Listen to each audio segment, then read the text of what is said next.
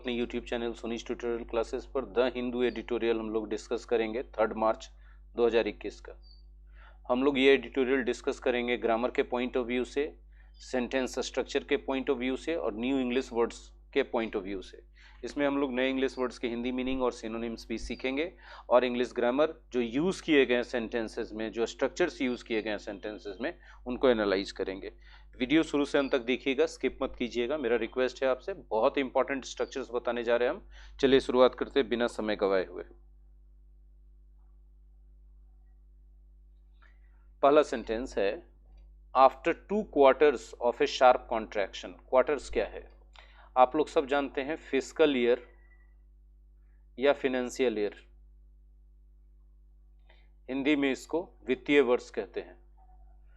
वित्तीय वर्ष क्या होता है? सरकार के एक साल के आमदनी और खर्च का लेखा जोखा प्रस्तुत करने का एक पीरियड निर्धारित किया गया है कि हर एक साल सरकार करेगी।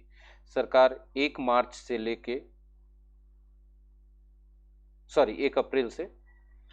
अप्रैल से अगले वर्ष के 31 मार्च तक का लेखा जोखा जो बनाती है, जो खर्च करती है, जो आमदनी, ये पूरा एक ईयर फिनेंशियल ईयर या फिस्कल ईयर कहलाता है। लेकिन इस पूरे एक साल का बजट यदि एक बार में बनाया जाए तो बहुत लेंदी हो जाएगा, गलतियां होने के चांसेस होंगे, लॉस प्रॉफिट पूरे साल ब्लाइंड रहेगा। तो इसलिए इस 12 मंथ्स के पीरियड को 3 मंथ्स ईच के स्मॉल पीरियड्स में डिवाइड कर दिया जाता है और इसको एक क्वार्टर कहते हैं। ठीक है,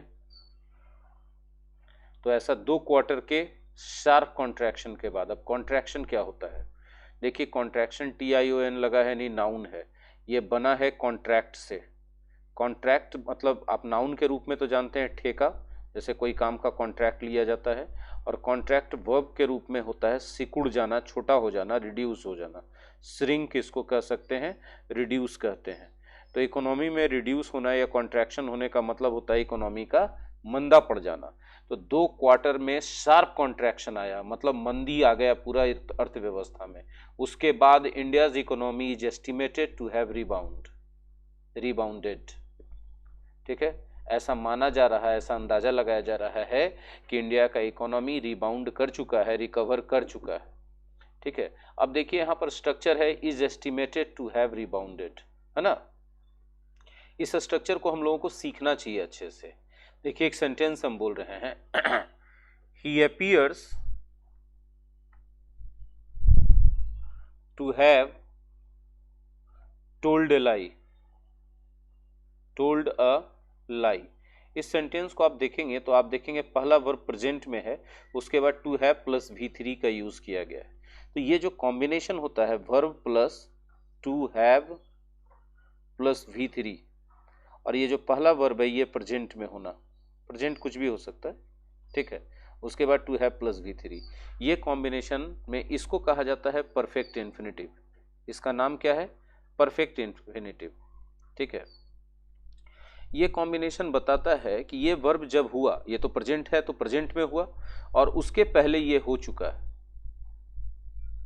मतलब इंडियाज इकोनॉमी इज एस्टिमेटेड, मतलब अंदाजा अभी लगाया जा रहा है, और टू हैव रिबाउंडेड मतलब इंडिया का इकोनॉमी पहले से रिबाउंड हो चुका है। मतलब ये अंदाजा लगाया जा रहा है कि इंडिया का इकोनॉमी रिबाउंड हो चुका है। जैसे इसमें हमने लिखा he appears to have told a lie, मतलब लग रहा है अभी, अपीयर अभी हो रहा है, प्रतीत अभी हो रहा है। और to have told a lie मतलब वो पहले झूठ बोल चुका है, मतलब उसने पहले झूठ बोला था या बोल दिया है। ये बात अभी हम लोग को महसूस हो रहा है, प्रतीत हो रहा है। क्लियर है बात? ये बात अभी हम लोगों को महसूस हो रहा है। ठीक है, इसको समझाने के लिए हम बोर्ड को एक बार क्लियर करते हैं और अच्छे से यहां पर पूरा स्ट्रक्चर समझाते हैं। जैसे हमने कहा, Imtiaz appears to have stolen money। ये अपीयर भी हो रहा है इम्तियाज के बारे में, और चोरी करने का काम भी इम्तियाज ने किया। ये दोनों बातें जान लीजिए पहले। यह देखिए वो प्रेजेंट में है और ये परफेक्ट इन्फिनिटिव है, अभी जैसा कि हमने आपको बताया था। ठीक है, ये अपीयर होने का काम अभी, प्रतीत अभी हो रहा है, लग रहा है अभी किसके बारे में लग रहा है? इम्तियाज के बारे में। और ये चोरी भी किसने करी? इम्तियाज। लेकिन लग रहा है अभी, और चोरी इम्तियाज पहले कर चुका है। मतलब इम्तियाज ने पैसे चुरा लिए हैं, ऐसा अभी लग रहा है हम लोगों को, हालात अभी ऐसा है।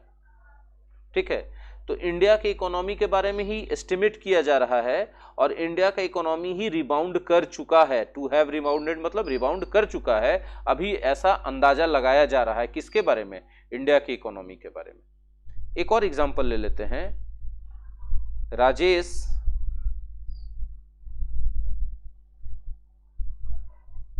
appears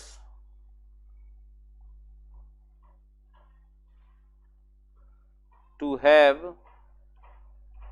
broken the glass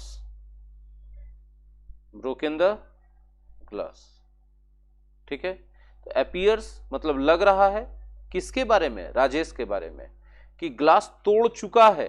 to have broken मतलब तोड़ चुका है। कौन तोड़ चुका है? राजेश ही तोड़ चुका है।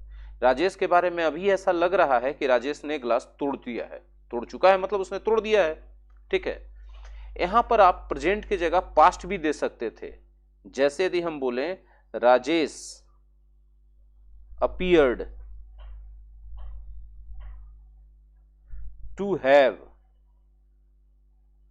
Broken the glass. अब आप देखिए सेंटेंस का मेन वर्ब तो अपीयर्ड है ना, जो पास्ट में है। यानी पूरी कहानी कब की चल रही है? पास्ट की कहानी चल रही है। कल जब हम कमरे में घुसे तो राजेश वहां था और ग्लास टूटा हुआ था, तो हम देखे तो हमको ऐसा लगा किसके बारे में? राजेश के बारे में। और राजेश किया क्या था? ग्लास तोड़ दिया था। तो जिस समय लगा उसके पहले ही काम हो गया था। यानी जो परफेक्ट इंफिनिटिव है, गौर से समझिएगा, जो हमने कहा टू हैव प्लस V3, इसका नाम हमने क्या बताया? Perfect infinitive. परफेक्ट इंफिनिटिव वाला वर्ब ये सेंस देता है कि यह काम पहले हो चुका है या हो चुका था। किसके पहले? जो दूसरा मेन वर्ब है उसके पहले। बात समझ में आई? राजेश अपीयर्ड, राजेश के बारे में ऐसा लगा। कब की बात हम बोल रहे हैं? कल की बात हम बोल रहे हैं, पास्ट की बात हम बोल रहे हैं। ऐसा लगा था, क्या लगा था? कि to have broken the glass. Broken the glass किसने किया था? राजेश ने, कि राजेश ने कांच तोड़ दिया था। आई थिंक ये स्ट्रक्चर समझ में आ गया होगा सबको। अब इसी स्ट्रक्चर को यहां पर हम एनालाइज कर दे रहे हैं। India's economy is estimated. ठीक है, इज एस्टिमेटेड मतलब अंदाजा लगाया जा रहा है। अंदाजा किसके बारे में लगाया जा रहा है? इंडिया की इकोनॉमी के बारे में। टू हैव रिबाउंडेड, रिकवर हो चुका है, सही सुधर चुका है। सुधरने का काम भी किसने किया है? इंडिया की इकोनॉमी ने। ठीक है, मतलब इसको आप अरेंज करके अच्छे से बोलेंगे तो आप बोलेंगे कि ऐसा अंदाजा लगाया जा रहा है कि इंडिया का इकोनॉमी सुधर चुका है, वापस आ चुका है, रिकवर कर चुका है। रिबाउंड का मतलब होता है रिकवर करना।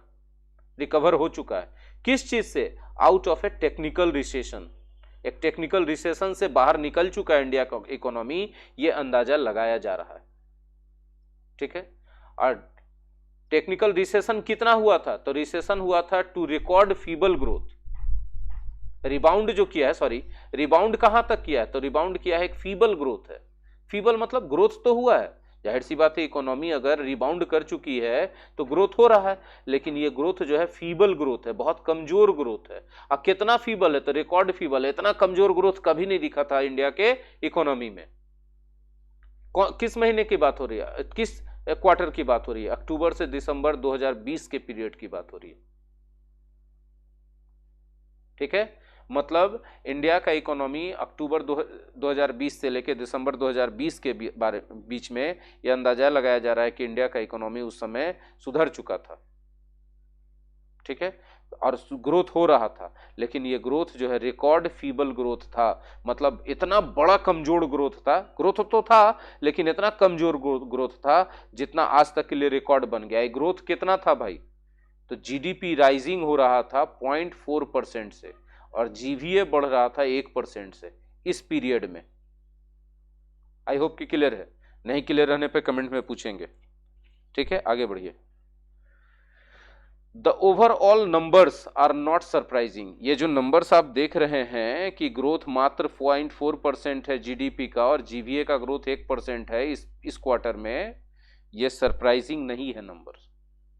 क्योंकि the short notice pandemic lockdown and the subsequent case surge ठीक है, शॉर्ट नोटिस पे बहुत जल्दी प्रधानमंत्री ने घोषणा किया था कि पैंडेमिक के कारण लॉकडाउन होगा और फटाक से लॉकडाउन लगा दिया गया, मतलब किसी को भी संभलने का मौका नहीं दिया गया था। ठीक है, and the subsequent case surge, lockdown हुआ उसके बाद केस में सर्ज आ गया, सर्ज का मतलब सडन इंक्रीज आने लगा कोरोना के केस में। Took the wind out of mobility,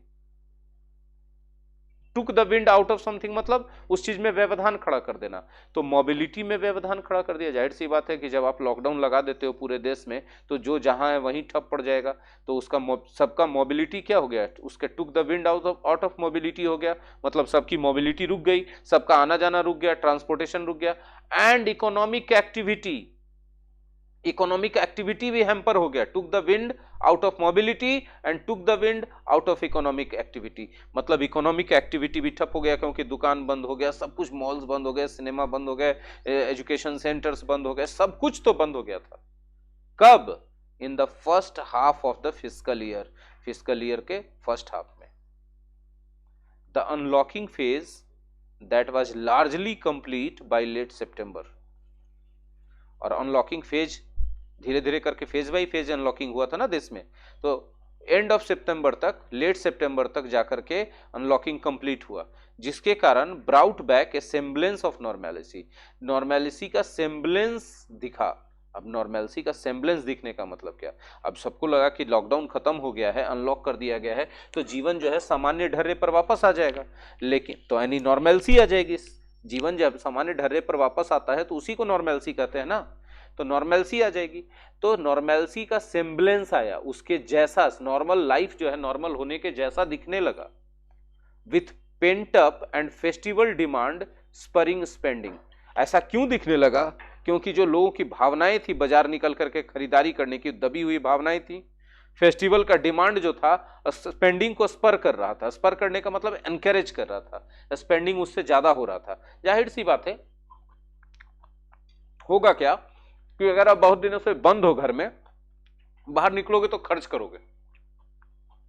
अभी फेस्टिवल था, फेस्टिवल सीजन था ना, अक्टूबर वगैरह में दिवाली होता है, छठ होता है, बिहार यूपी के लिए बहुत बड़ा फेस्टिवल है, दुर्गा पूजा है, तो फेस्टिवल सीजन है। तो फेस्टिवल का डिमांड अब पेंटअप इमोशंस था, जो लोग घरों में इतने समय से बंद थे, ये सब चीज जो एनकरेज कर दिया स्पेंडिंग को। समझ में आया कि क्यों सेम्बलेंस ऑफ नॉर्मेलिटी वापस आया? क्योंकि सब लोग बाजार में निकल गए बड़ी संख्या में, लगा कि जनजीवन सामान्य हो गया, सब लोग खर्च करने लगे, तो लगा कि इकोनॉमी नॉर्मल पोजीशन में आ चुका है। और खर्च करने से क्या हुआ? हेल्प मिला कि रिबूट करने में प्रोडक्शन लाइंस को, जितनी भी कारखाने थे, कंपनियां थी, सब बंद पड़ी हुई थी, क्योंकि मार्केट जब बंद था, डिमांड ही नहीं था, प्रोडक्शन कैसे होगा बताओ? प्रोडक्शन नहीं हुआ तो प्रोडक्शन लाइन क्या था? बंद था। तो प्रोडक्शन लाइन को रीस्टार्ट किया गया, किसके हेल्प से? जो खर्च बढ़ा, खर्च बढ़ने का मतलब क्या होता है? जो जाके लोग बाजार में पैसा फेंकते नहीं ना जी, सामान खरीदते हैं, ठीक है, स्पेंड करते मतलब सामान खरीदते हैं, सामान खरीदेंगे तो डिमांड बढ़ेगा, डिमांड बढ़ेगा तो प्रोडक्शन बढ़ेगा, ठीक है। आगे बढ़िए। Agriculture remained the resilient bulwark, agriculture रहा, बना रहा। देखिए रिमेन वर्ड को सीखिए, रिमेन वर्ड का मतलब क्या होता है कि कंडीशन या स्टेटस पहले से वही था और आगे कंटिन्यू रह गया, स्टेटस कंटिन्यूड, तब हम लोग क्या यूज करते हैं? रिमेन्ड। जैसे बोलते हैं ना कि वह जीवन भर गरीब रह गया, मतलब पहले से गरीब था, वही कंडीशन कंटिन्यू रह गया उसका, वही स्टेटस कंटिन्यू रह गया उसका। He remained poor whole life. Atal Bihari Vajpayee remained unmarried, मतलब अनमैरिड थे और वही स्टेटस उनका कंटिन्यू रह गया। तो agriculture remained the resilient bulwark, यानी एग्रीकल्चर का स्टेटस था रिजिलियंट बुलवर्क वाला और वही कंटिन्यू रह गया। अब रिजिलियंट बुलवर्क क्या होता है इसको समझो। रिजिलियंट का मतलब होता है स्ट्रॉन्ग, बुलवर्क मतलब सपोर्टर, ठीक है। In the third quarter as well, यानी इकोनॉमी के सपोर्ट में एग्रीकल्चर खड़ा था, मतलब एग्रीकल्चर ने इतना योगदान दिया जिससे इकोनॉमी थोड़ा जिंदा रहा। और वो देता रह गया थर्ड क्वार्टर में भी, एज वेल मतलब थर्ड क्वार्टर में भी, with farm GVA rising by 3.9%। और इतना जबरदस्त रिजिलियंट बुलवर्क था, इतना स्ट्रॉन्ग बुलवर्क था, इतना स्ट्रॉन्ग सपोर्ट था एग्रीकल्चर का कि आपको पता चलना चाहिए कि फार्म से, फार्म मतलब खेत और पशुपालन, ये दोनों को मिलाकर के फार्म कहते हैं, है ना। इससे जो जीवीए बढ़ा वो 3.9% तक बढ़ा, after being the sole sector to clock growth, achieve growth. Clock growth का मतलब क्या होता है? Achieve growth, achieve growth in the preceding 2 quarters. पहले के 2 क्वार्टर्स में ग्रोथ प्राप्त करने वाला अकेला सेक्टर था एग्रीकल्चर सेक्टर, बाकी सारे सेक्टर्स एकदम ग्रोथ नहीं दिखा पाए थे, माइनस में ग्रोथ था, मतलब लॉस में जा रहे थे।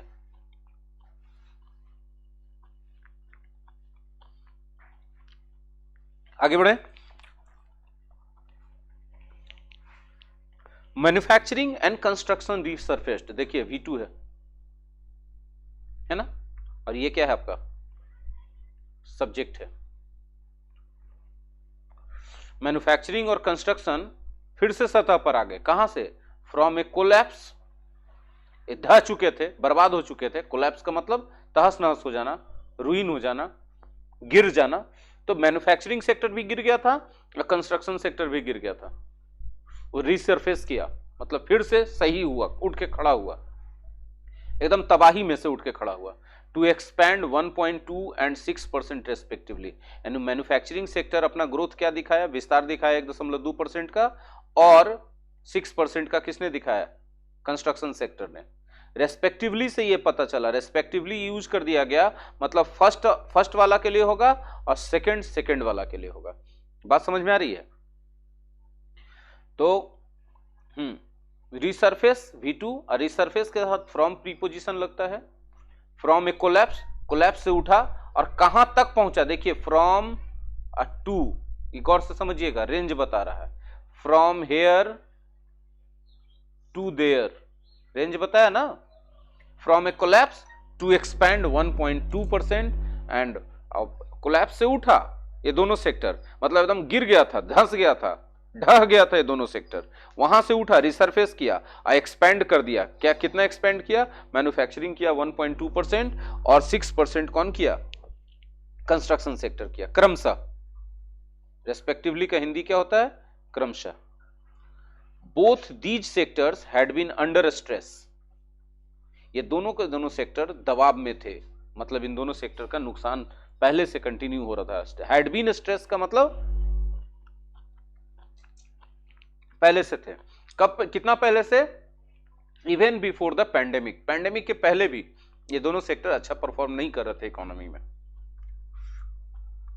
Posting contractions starting from the second and third quarters of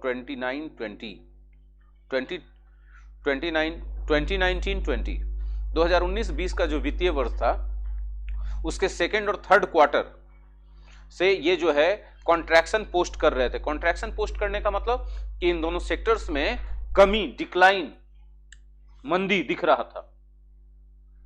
समझ रहे बात? किस वित्तीय वर्ष की बात हो रही है? 2019-20 के वित्तीय वर्ष की बात हो रही है, ठीक है, उसके सेकेंड और थर्ड क्वार्टर से। Despite the centres push on government spending, public administration, defense and other services contracted 1.5% last quarter. Centre का पुश था, सेंटर जो है एम्फेसाइज कर रहा था किस बात को? कि गवर्नमेंट स्पेंडिंग पर उसका पुश था, लेकिन पब्लिक एडमिनिस्ट्रेशन, डिफेंस और अदर सर्विसेज कॉन्ट्रैक्ट किए गए, मतलब सिकुड़े 1.5% लास्ट क्वार्टर, पिछले क्वार्टर में। सरकार के जोड़ देने के बावजूद भी इन सभी सेक्टर्स में जो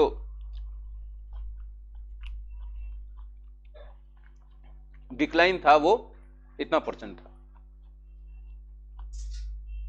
हालांकि हाउएवर होता है और हमेशा इसके बाद कॉमा दिया जाएगा और सेंटेंस के शुरू में रहेगा, ठीक है। Investment demand is estimated to have rebounded. Investment demand,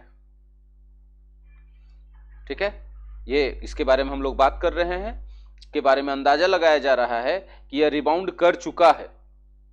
कैसे किया है भाई? तो with fixed capital formation posting positive momentum.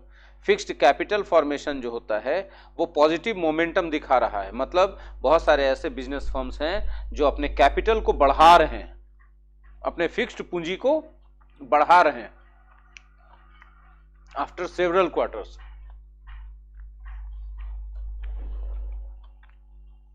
कोई भी बिजनेस ऑर्गेनाइजेशन अपने फिक्स्ड कैपिटल को तभी बढ़ाता है जब डिमांड उसके प्रोडक्ट का बाजार में ज्यादा होता है, तो वो अपने प्रोडक्शन लाइन को बड़ा करने के लिए नया इंफ्रास्ट्रक्चर, नए हायरिंग, नए मशीनों को लगाना, ये सब करता है। तो उसका capital formation, fixed capital formation बढ़ हो रहा होता है, और उसमें पॉजिटिव मोमेंटम का मतलब है कि वो सब चीजें ज्यादा हो रही हैं। काफी सेवरल क्वार्टर, बहुत सारे क्वार्टर्स में, इकोनॉमिक ईयर्स को हमने बोला ना, फाइनेंशियल ईयर को अलग अलग क्वार्टर्स में बांट दिया था 3-3 महीने का, तो कई क्वार्टर्स तक ये सब ग्रोथ देखने को नहीं मिला था, इसमें देखने को मिला।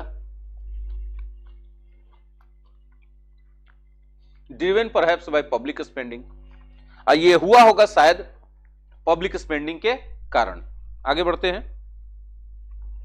मोस्ट वरिंगली, देखिएगा, देखिए मोस्ट वरिंगली सेंटेंस के शुरू में है और कॉमा है ना, ये सेंटेंस एडवर्ब है, ठीक है, एक्चुअली एडवर्ब नहीं, एडवर्बियल फ्रेज है, क्योंकि एक से ज्यादा वर्ड है।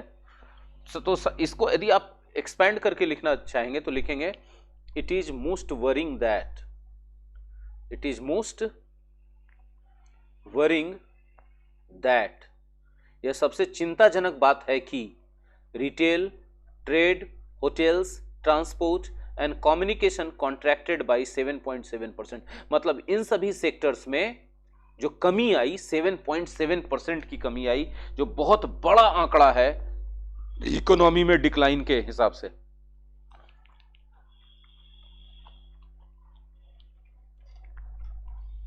डिस्पाइट द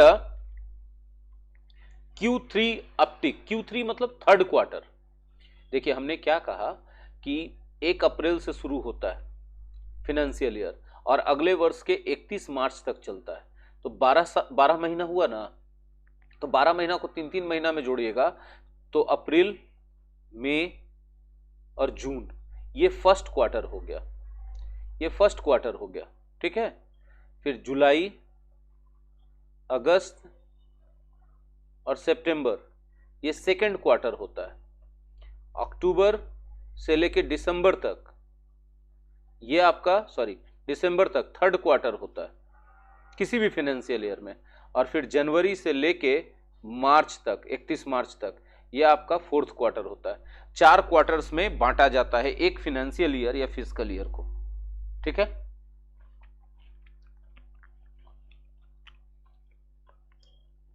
तो बोला ना कि अनलॉक हुआ था सितंबर के अंत तक, सितंबर के अंत तक यदि अनलॉक हो गया, अक्टूबर, नवंबर, दिसंबर में लोग खरीदारी करेंगे क्योंकि अक्टूबर फेस्टिव सीजन रहता है, तो इस खरीदारी के कारण, स्पेंडिंग के कारण थोड़ा तो ऊपर की ओर इकोनॉमी गया होगा हल्का सा, तो ये हल्का सा इंक्रीज को ही अपटिक कहते हैं।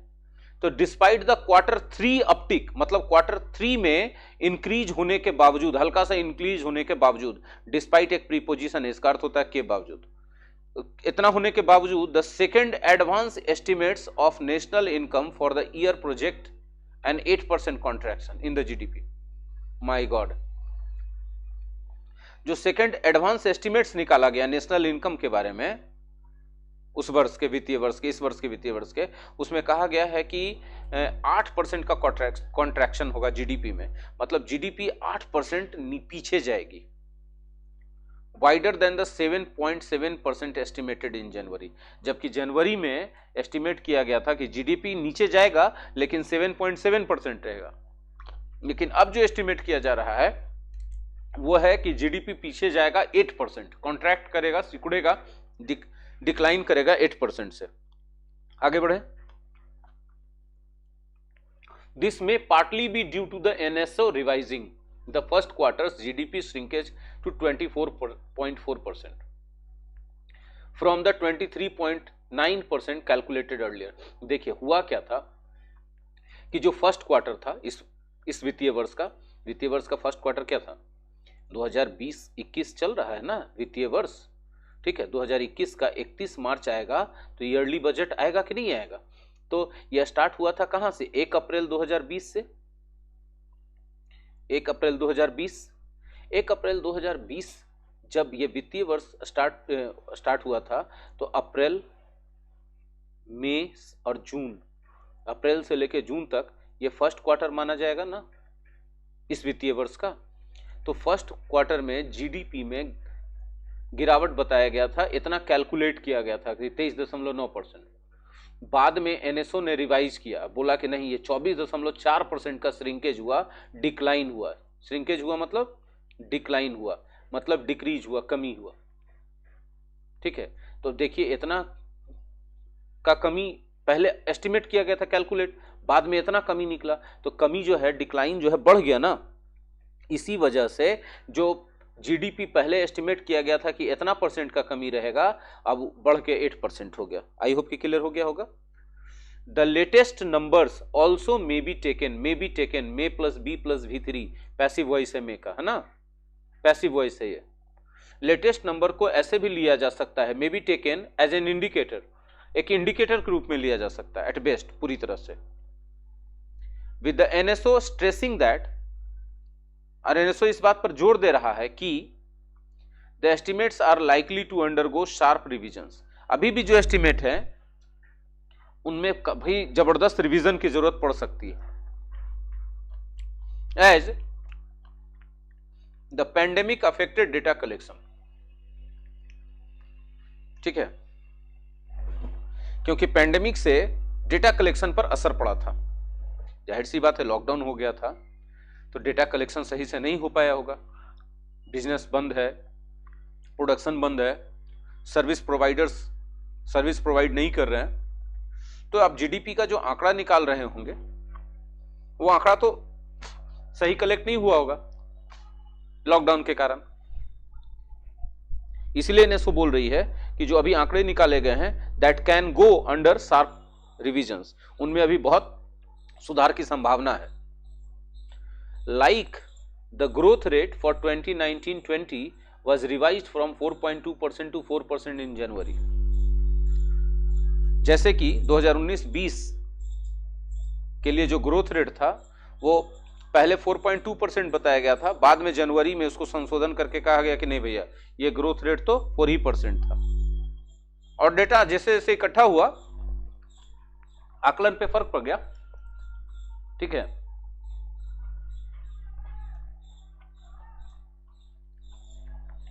The real GDP growth for the third quarter of the last fiscal has been scaled down। Present perfect passive voice, है ना। Real GDP growth third quarter के लिए पिछले फिस्कल ईयर का, उसको 3.3% से 3.3% कर दिया गया, घटा के 4.1% से। मतलब पहले आकलन में आया था कि जीडीपी ग्रोथ 4.1% था पिछले साल के पिछले वित्तीय वर्ष के थर्ड क्वार्टर में, लेकिन बाद में जब पैंडेमिक अनलॉक हुआ, सॉरी कोरोना का जो लॉकडाउन खत्म हुआ, अनलॉक किया गया, तो जो दूसरे संशोधित आंकड़े प्राप्त हुए उसके आधार पर कैलकुलेशन में निकला कि नहीं भैया 4.1% जो शुरू में बोला गया था इतना ग्रोथ हुआ ही नहीं था, ग्रोथ तो इतने हुआ था, ठीक है। The base effect may well have helped, हाँ may have helped, may have plus V3 किया होगा। ही मे हैव गॉन, वह चला गया होगा। दे मे हैव कम, वे लोग आए होंगे। People may have talked about you, लोगों ने तुम्हारे बारे में बात करी होगी। My mother may have cooked food, मेरी मां ने खाना बना लिया होगा, ठीक है।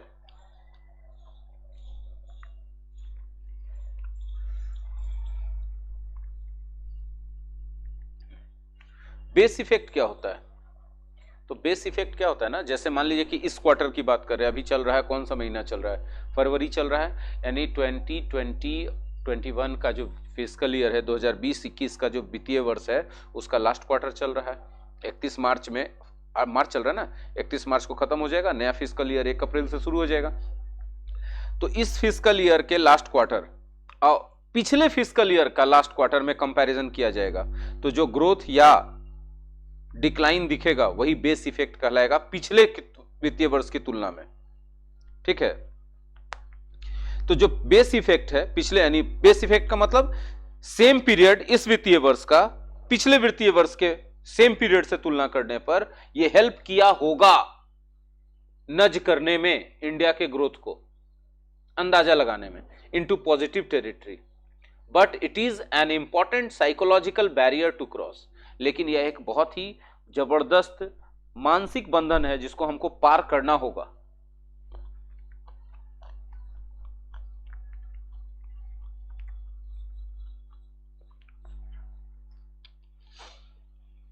क्यों? क्योंकि जो आंकड़े हम लोग को ग्रोथ के मिलते हैं, वो ग्रोथ के आंकड़े alone may still not be capturing, ये आंकड़े अभी भी अकेले सिर्फ आंकड़ों से कैप्चर नहीं हो रहा है, पता नहीं चल पा रहा है ट्यूमुल्ट, परेशानी faced by swathes of informal and micro enterprises, जो सैकड़ों और दर्जनों इनफॉर्मल माइक्रो एंटरप्राइजेस हैं, व्यवसाय हैं, उन्होंने जो फेस किया है ट्यूमुल्ट को, जो परेशानी को, वो इसमें आंकड़ों में कैप्चर नहीं होता है। Nor do they reflect A recovery in the job market, और ये आंकड़े जॉब मार्केट में कितना रिकवरी हो पाया कि नहीं हो पाया, इसको भी नहीं दर्शा पाते हैं। अब देखिए कि स्ट्रक्चर आया नॉर और उसके बाद ऑक्सिलरी वर्ब, इसको आप जरूर सीखना चाहेंगे, हम आपको सिखा देते हैं एक सिंपल सा उदाहरण से। आई डोंट ड्रिंक वाइन, हमने क्या बोला? आई डोंट ड्रिंक वाइन, मैं शराब नहीं पीता हूं। नॉर डज माई सन, मेरा बेटा भी शराब नहीं पीता है। आई डोंट टेल ए लाई, मैं झूठ नहीं बोलता हूं। नॉर डू माई फ्रेंड्स, मेरे दोस्त भी झूठ नहीं बोलते हैं। झूठ नहीं बोलते हैं प्रेजेंट इंडेफिनिट से डू, क्योंकि प्लूरल सब्जेक्ट। मेरा बेटा भी शराब नहीं पीता है, प्रेजेंट इंडेफिनिट डज, क्योंकि सिंगुलर सब्जेक्ट। समझ में आया? नेगेटिव सेंटेंस वही बात अगले नेगेटिव सेंटेंस में नॉट से शुरू करेंगे, ऑक्सिलरी वर्ब लगा देंगे टेंस के अकॉर्डिंग, हो गया।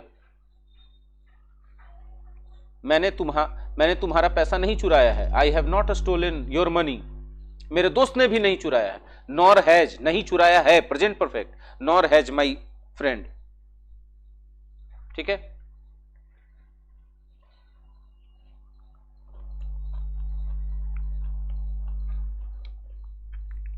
मैंने तुम्हारी खिड़की का कांच नहीं तोड़ा है। I have not broken the window of your glass, sorry the glass of your window, मेरे दोस्तों ने भी नहीं तोड़ा है। Nor have my friends.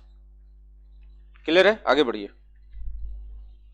The continuing stress, जो अभी लगातार तनाव चल रहा है in employment and contact intensive services sectors is a worry. Employment में और कॉन्टैक्ट इंटेंसिव सर्विसेज सेक्टर में जो अभी खींचतान चल रही है वो एक चिंता का विषय है।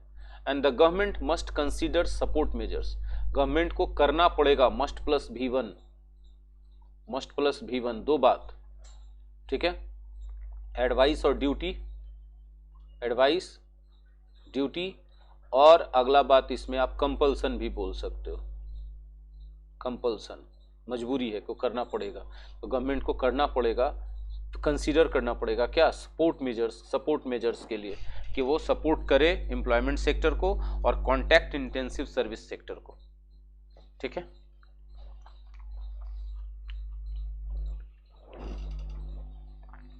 The second wave of infections in industrial hotspots such as Maharashtra and the risk of infections rising in poll bound states. poll bound states का मतलब वैसे स्टेट्स जहां चुनाव होने वाले हैं, वहां रिस्क बढ़ते जा रहा है इन्फेक्शन का। और सेकेंड वेव आ चुका है इंडस्ट्रियल हॉटस्पॉट्स में, जैसे महाराष्ट्र में। डू नॉट बोड वेल, ये अच्छी निशानी नहीं है। If something does not bode well, तो वो चीज अच्छी निशानी नहीं है। आइदर फॉर सर्विसेज और the fragile recovery in manufacturing. Services के लिए भी अच्छी निशानी नहीं है, या फिर फ्रेजाइल रिकवरी जो हो रहा है, हल्का फल्का जो रिकवरी हो रहा है मैन्युफैक्चरिंग में, उसके लिए भी अच्छी निशानी नहीं है। क्यों भैया? जब इंडस्ट्रियल हॉटस्पॉट में फिर से इन्फेक्शन का सेकेंड वेव आ जाएगा तो फिर तो काम ठप हो जाएगा, लॉकडाउन लग जाएगा। पॉल बाउंड स्टेट्स में यदि इन्फेक्शन का खतरा बढ़ता है और ज्यादा लोग इन्फेक्टेड हो जाते हैं तो फिर तो वहां पर इलेक्शन के बाद फिर से वहां पर ताला लगाना पड़ेगा सब कुछ पर। Smooth and expeditious roll out of the vaccine. Roll out मतलब लॉन्च, है ना, स्मूथ तरीके से और तेज तरीके से। एक्सपेडिशियस मतलब fast. Launching of the vaccine with the private sector drafted into achieve scale. और प्राइवेट सेक्टर को भी ड्राफ्ट किया गया है, ड्राफ्ट इन किया गया मतलब शामिल किया गया। ड्राफ्ट इन करने का मतलब उसको रूपरेखा में शामिल कर लेना, प्लान में, ताकि स्केल को अचीव किया जा सके, उस आंकड़ा को अचीव किया जा सके जो आंकड़ा रखा गया है वैक्सीनेशन के लिए। इज एन इंपेरेटिव, यह जरूरी है। If something is an imperative मतलब कि वो करना बहुत जरूरी है। To help India navigate the bumps ahead more deftly, ताकि भारत आसानी से पार कर सके उन बम्प्स को, उन रुकावटों को, उन बाधाओं को जो आगे आने वाले हैं, ज्यादा कुशलता पूर्वक, स्किलफुली। डेफ्टली मतलब स्किलफुली पार कर सके उन बाधाओं को। ठीक है, यहां पर लगता है एक स्ट्रक्चर है जो इंपॉर्टेंट है, सिखाना चाहिए ना।